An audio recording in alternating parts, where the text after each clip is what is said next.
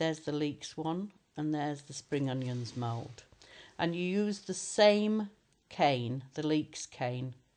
As I've said before on some of these moulds, you can buy these pre-done from me, or you can make them from my book. It's in the miniature food masterclass book, or you can see it on my internet site, on my website. Here's the Leeks mould, and it's flexible like all the other moulds. And you simply need to squeeze up the cane, soften it up a bit, and I like to round off the end just a little bit and cut a slightly thicker slice. I'm just cleaning my hands because sometimes your fingers can be a bit sticky. So rounding it off,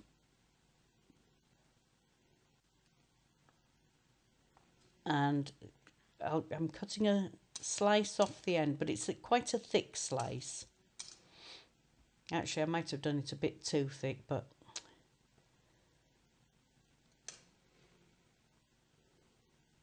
and you need to push the bit that's got the lines on into the mould, because the sides don't have any lines on. It's the lined bit you want to push into the mould. Push it right in as firmly as you can, and then you'll be trimming off the excess. Now, if you can, keep your thumb against the material and run your blade between your thumb very, very carefully and the mould. Be very careful with this. Just do everything really gently, and that should take most of the excess clay off.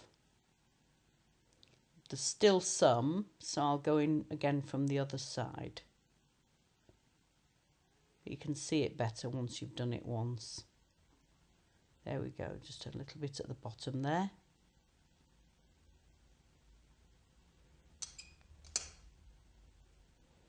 I'll just clean that up, otherwise it gets stuck to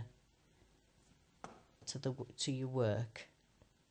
Then squeeze the mould a bit. Make sure it's really firmly in. Curve the edges off. And just pop it out. In this case, I flex it backwards. Unusually. When I'm making the leaf veiners, I flex it forward. But as you can see, that's left the marks. Now, I'd use that for the underneath of a box of Leeks. The top ones are made separately, as I do on my in my book and on my website. But the underneath ones are all moulded, and it's quite useful to save your time.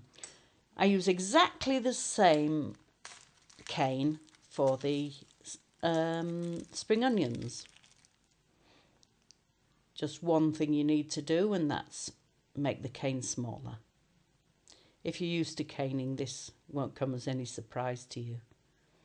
So I'm squashing it right down so it's a much smaller, a much tinier cane.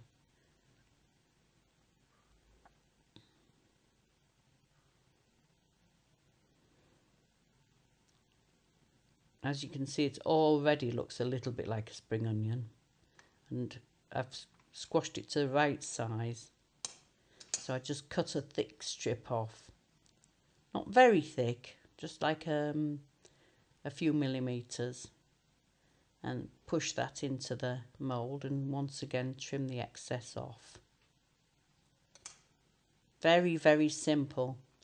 And once again, these can be used at the bottom of a pile or whatever, or these will stand alone. And I tie a thread round mine, just round the middle, to make them look more realistic.